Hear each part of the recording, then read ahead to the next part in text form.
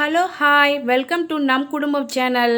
நம் குடும்பம் சேனலில் இன்றைக்கி உங்களுக்கு சப்பாத்தி பூரிக்கு மேட்சாக ஒரு சைடிஷ் செஞ்சு காட்ட போகிறேங்க. கொண்டக்கடலையை வச்சு அது எப்படி செய்யலான்னு நம்ம இப்போ பார்க்கலாமா?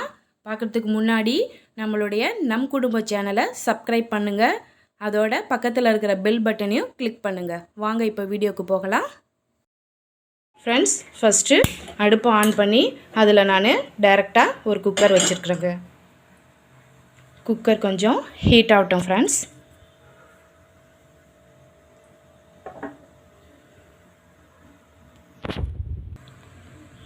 ஒரு 2 டீஸ்பூன் அளவுக்கு எண்ணெய் போட்டுக்கிட்டேன் ஃப்ரெண்ட்ஸ்.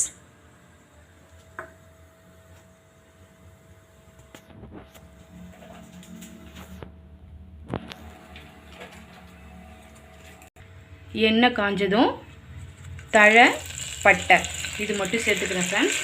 அடுப்பை மீடியம் சைஸில் வச்சுங்க ஃப்ரெண்ட்ஸ். அதுக்கப்புறம் ஏற்கனவே நான் இஞ்சி பூண்டு பேஸ்ட்டை எடுத்து அரைச்சி வச்சுருக்கேன் ஃப்ரெண்ட்ஸ்.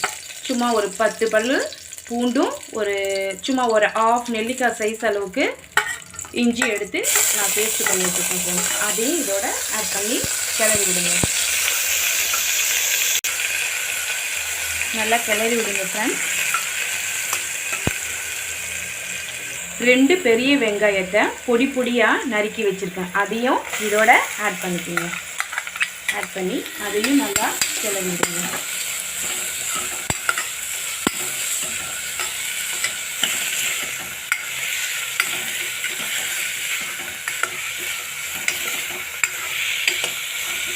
இப்போ நான் செய்கிற இந்த டிஷ் சப்பாத்தி பூரிக்கு ரொம்பவும் டேஸ்ட்டாக இருக்கும். கடலையை நம்ம அடிக்கடி சேர்த்துக்கிட்டா நம்ம உடம்புக்கு நல்ல ஒரு புரோட்டீன் சத்து கிடைக்குது இல்லைங்களா? அதனால் வாரத்துக்கு ஒரு 2 முறை இதை மாதிரி நம்ம கிரேவி மாதிரி செஞ்சு அதை சப்பாத்தி பூரிக்கு பசங்களுக்கோ நமக்கோ வீட்டில் இருக்கவங்க பெரியவங்களுக்கோ யார் வேணாலும் சாப்பிட்டாலும் இன்ட்ரெஸ்ட்டாக நமக்கு நைட்டில் டிஃபன் பிடிக்கும். ஓகே ஃப்ரெண்ட்ஸ், இப்போ நம்ம போட்ட வெங்காயம் நல்லாவே வதங்கிடுச்சு. அதுக்கப்புறம் நான் ஒரு 2 தக்காளி எடுத்து மிக்சியில் நல்லா பேஸ்ட்டு மாதிரி அரைச்சி வச்சுருக்கேன். அதையும் நீங்கள் இதோட ஆட் பண்ணிக்கோங்க. ஆட் பண்ணி இதை எல்லாத்தையும் நல்லா கிளறுங்க.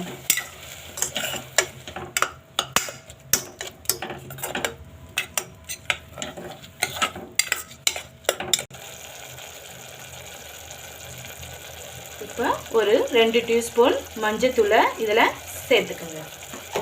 சேர்த்து நல்லா கிளறி விடுங்க.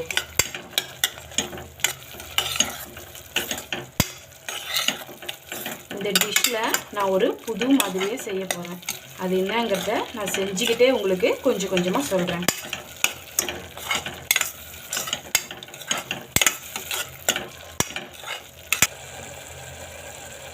ஃப்ரெண்ட்ஸ், இந்த பேஸ்ட் என்னன்னு நீங்கள் நினைக்கிறீங்க? இது கொண்டக்கடலையை நான் காலையிலேயே 8 ஹவர்ஸாக ஊற வச்சுருக்கேன் இல்லையா? அதை வேக வைக்கிறதுக்கு முன்னாடியே சும்மா ஒரு புடி எடுத்து அதை வேக வைக்கிறதுக்கு முன்னாடியே நான் மிக்சியில் அரைச்சி பேஸ்ட் பண்ணி வச்சுருக்கிறேன். அதோட உங்களுக்கு இந்த கொண்டக்கடலையும் நான் வேக வைக்காமல் இப்போ டைரெக்டாக தான் போட்டு உங்களுக்கு இப்போ நான் செஞ்சு காட்ட போகிறேன். இதுதான் இதில் கிடைக்கிற சின்ன டிப்ஸு. இப்போ இதையும் இதோட ஆட் பண்ணிக்கிறேன். ஆட் பண்ணி நல்லா கிளறுங்க. நல்லா நமக்கு ஒரு ஹோட்டலில் கிடைக்கிற டேஸ்ட்டு மாதிரியே இருக்கும். அந்த டேஸ்ட்டே உங்களுக்கு ஏறக்குறைய அந்த டேஸ்ட் மாதிரியே தான் இருக்கும். நீங்களும் ஒரு முறை இதை கண்டிப்பாக செஞ்சு பாருங்கள். உங்களுக்கு எல்லாருக்கும் ரொம்ப பிடிக்கும். குழந்தைங்கள்லேருந்து பெரியவங்க வரைக்கும் இதை நல்லா விரும்பி சாப்பிடுவாங்க. ஓகேவா ஃப்ரெண்ட்ஸ்? இப்போ நெக்ஸ்ட்டு நான் சும்மா லைட்டாக கார மிளகாத்தூள் சும்மா லைட்டாக சேர்த்துக்கிறேன். போட்டு அதையும் நல்லா ஒரு கிளறுங்க. இப்போ நமக்கு ஓரளவுக்கு பாதி பேஸ்ட் மாதிரி கிடச்சிச்சு பார்த்தீங்களா? இப்போ நம்ம வீட்டில் யூஸ் பண்ணுற சாதாரண மிளகாத்தூள் அது ஒரு 2 டீஸ்பூன் சேர்த்துக்கிறேன் ஃப்ரெண்ட்ஸ். போட்டு அதையும் நீங்கள் நல்லா கிளறி விடுங்க. இந்த கிளறும் போதே உங்களுக்கு இதில் இருக்கிற அந்த மிளகாத்தோட காரத்தன்மை, அதாவது நெடிப்புன்னு சொல்லுவாங்க இல்லையா, அதெல்லாம் எல்லாமே கிளியர் ஆகிடும். இந்த ஹீட்டிலே அது எல்லாம் போயிடும். அதுக்கு அடுத்தது நான் ஏற்கனவே 8 ஹவர்ஸ்க்கு முன்னாடி 200 கிராம் கடலை எடுத்து நான் ஊற வச்சு அதை நான் க்ளீன் பண்ணி வச்சுருக்கேனே தவிர வேக வைக்கல. ஏன்னா இப்போ நான் டைரெக்டாகவே நான் குக்கரில் சேர்த்தனால நான் முன்னாடி இதை நான் வேக வைக்கல. இப்போ ஒன்றாவே எல்லாமே கலந்து நான் வேக வைக்க போகிறேன். இப்போ இதான் இதில் இருக்கிற ஒரு ஸ்பெஷல். நான் ஏற்கனவே சொல்லியிருக்கேன். இப்போ இதை என்ன பண்ண போகிறீங்க, இதையும் இதில் கலந்துருங்க. கலந்து நல்லா கிளறி விடுங்க. பார்த்தீங்களா எவ்வளோ டேஸ்ட்டாக இருக்கும், பார்க்கும்போது சுவையாக இருக்கும். நீங்கள் ஹோட்டலில் போய் சாப்பிட்ற டேஸ்ட்டை விடவே இது எனக்கு பிடிச்சிருக்கு. நீங்களும் செஞ்சு பார்த்துட்டு எனக்கு கண்டிப்பாக சொல்லணும் இது எப்படி இருக்குன்ட்டு. ஓகே ஃப்ரெண்ட்ஸ், இப்போ நெக்ஸ்ட்டு அரை மூடி தேங்காய் டேஸ்ட்டுக்காக நான் முந்திரி பருப்பு சும்மா ஒரு 4 மட்டும் இதில் ஆட் பண்ணியிருக்கிறேன். முந்திரி பருப்பும் தேங்காவும் மட்டும்தான் இதை நான் மிக்சியில் போட்டு பேஸ்ட்டு மாதிரி அரைச்சி வச்சுருக்கேன். உங்களுக்கு முந்திரி பருப்பு போட முடியாதவங்க நீங்கள் என்ன செஞ்சுக்கலாம், கசகசாவை இதில் ஆட் பண்ணிக்கலாம். ஆனால் நான் தேங்காவும் முந்திரி பருப்பு மட்டும் போட்டு இப்போ அரைச்சி வச்சுருக்கேன். இதை இந்த கிரேவியில் கலக்கும்போது உங்களுக்கு டேஸ்ட்டு இன்னும் கூடுதலாகவே கிடைக்கும். இப்போ இதையும் இதில் நான் ஆட் பண்ணிக்கிறேன்.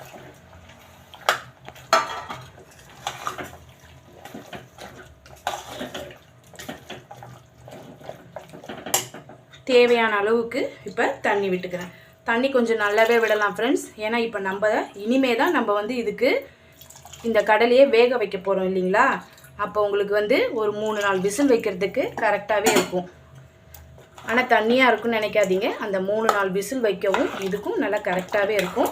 நீங்கள் பயப்படாமல் கூடுதலாகவே தண்ணி வைங்க, ஒன்றும் ஆகாது. நல்லா இந்த பக்குவத்திலே வைங்க. இப்போ லாஸ்ட்டாக நம்ம இதில் தேவையான அளவுக்கு உப்பு ஆட் பண்ண போகிறோம். இப்போ தேவையான அளவுக்கு நம்ம இப்போ இதை உப்பு ஆட் பண்ணிட்டோம். உப்பு ஆட் பண்ணி நல்லா ஒரு கிளறுங்க. அவ்வளோதான் ஃப்ரெண்ட்ஸ். இப்போ நம்ம சாதாரணமாக நம்ம குக்கரில் கடலை வேகிறதுக்கு எத்தனை விசில் வைப்போமோ அதே மாதிரி ஒரு 4-5 விசில் வச்சு இறக்கிட்டால் போதும். இப்போ நம்ம மூடி போட்டு இப்போ நான் இதை மூடி போட்டுட்டேன். வெயிட் பண்ணுவோம். நான் ஒரு 4 விசில் வர்ற வரைக்கும் வெயிட் பண்ண போகிறேன்.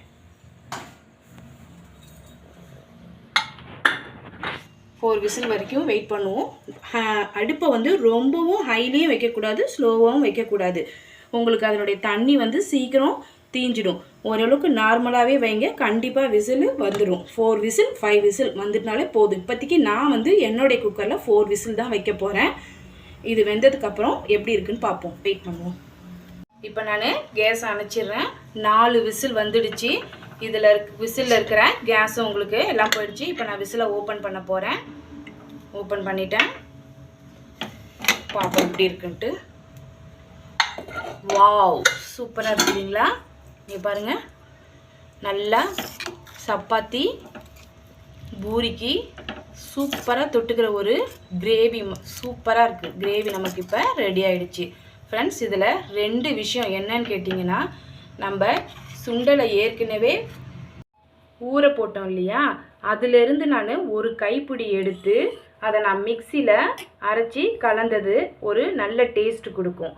அதுக்கப்புறம் நான் தேங்காவோட முந்திரி கலந்து அரைச்சிருக்கேன் இல்லையா, அதுவும் ஒரு டேஸ்ட்டு கொடுக்கும். இதே மாதிரி தக்காளி பேஸ்ட்டு இதெல்லாம் சேர்ந்து தான் உங்களுக்கு இது நல்ல ஒரு டேஸ்ட்டை கொடுக்குது. அதோட உங்களை எல்லாருக்கும் ஒரு டவுட் வேறு, வெந்திருக்குமா வெந்திருக்காதான்னு. கண்டிப்பாக உங்களுக்கு வெந்திருக்கும். இங்கே பாருங்கள் ஃப்ரெண்ட்ஸ், நல்லாவே உங்களுக்கு மையுது பாருங்கள். உங்களுக்கு டவுட்டாக இருந்துச்சுன்னா நல்லா பாருங்கள், நல்லாவே வெந்திருக்கும். அதனால் எந்த விதமான டவுட்டும் வேண்டாம். கண்டிப்பாக உங்களுக்கு நல்லா வெந்து நல்ல ஒரு டேஸ்டான சப்பாத்தி பூரிக்கு டேஸ்டான சுவையான ஒரு சைட் டிஷ் கிடைக்கும். இப்போ கடைசியாக நம்ம ஒன்றே தான் பண்ண போகிறோம். என்னது, கருவேப்பிலையும் கொத்தமல்லியும் இதில் ஆட் பண்ணிடுங்க. ஆட் பண்ணிவிட்டு நல்ல ஒரு கிளறுங்க.